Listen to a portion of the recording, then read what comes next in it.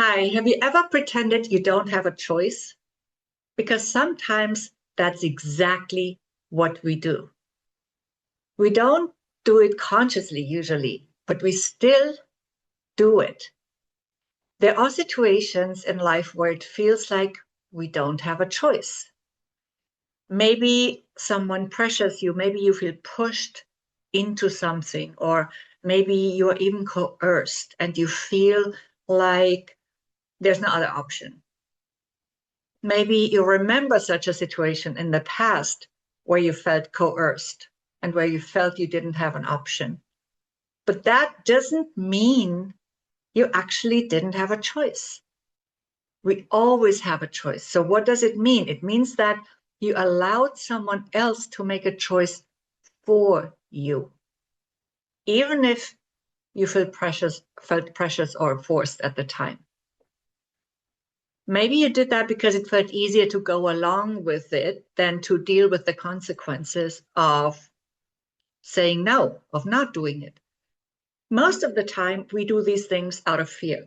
Maybe you weren't sure what decision to make, or maybe you were afraid of having to defend your decision or defend your rights. Maybe it seemed too complicated, too difficult, too hard. And I'm not judging you for that.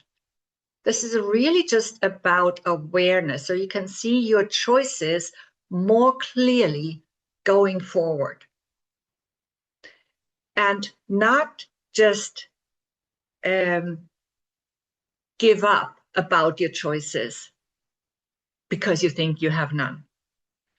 And yes, sometimes the pressure is real. I get it, right? But that doesn't mean there is no choice. It means the choice doesn't feel like a real option to you at the time, but it's still there. Because here's the key distinction. You still choose. Even when you choose to let another person choose for you, right? That's also a choice. And in the past, you may have chosen to avoid conflict, or you may have chosen to avoid discomfort, to avoid having to defend your interests, having to defend your preferences. You may have chosen what felt safer at that time, in that very moment, but it was still a choice. Why do we do this? Well, as I mentioned before, we often do this out of fear, sometimes just out of convenience, but a lot of times out of fear. Fear of having to defend ourselves, fear of consequences, fear of making the wrong decision, fear of things becoming complicated, uncomfortable, fear of whatever. So instead of choosing consciously, we tell ourselves,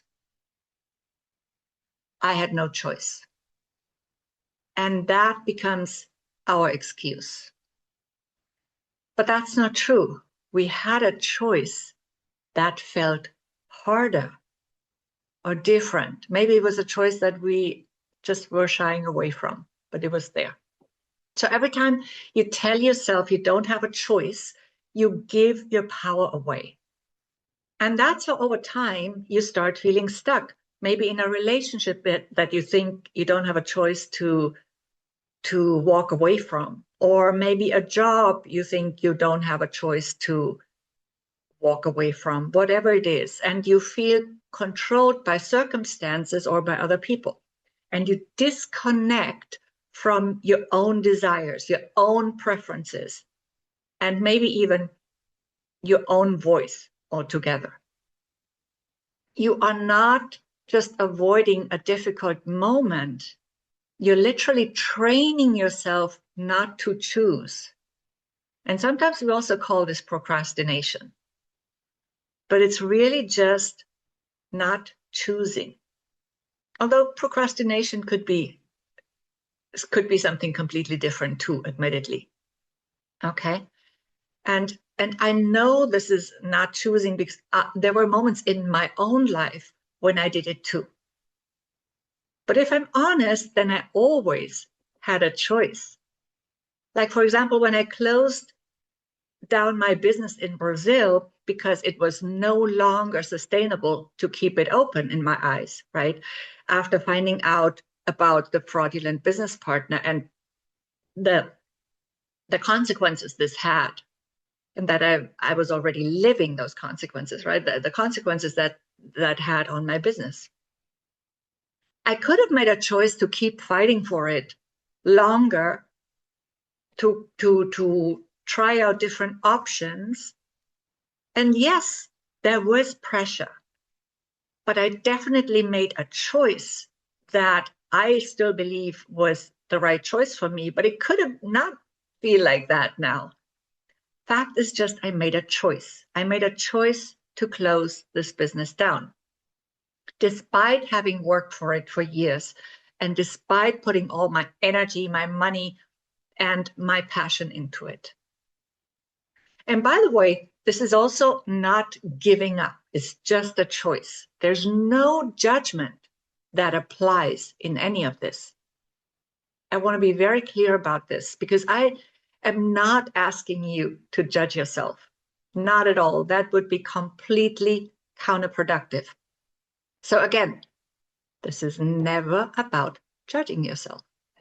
There are moments when choosing differently feels messy, uncomfortable, or even maybe very risky. Maybe there's also a trade-off to make, or several, right? But it always starts with honesty.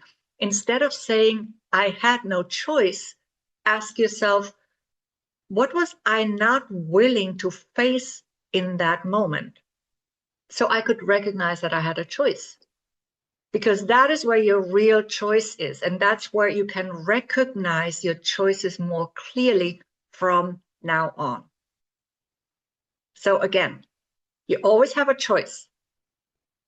The question is, are you willing to see it?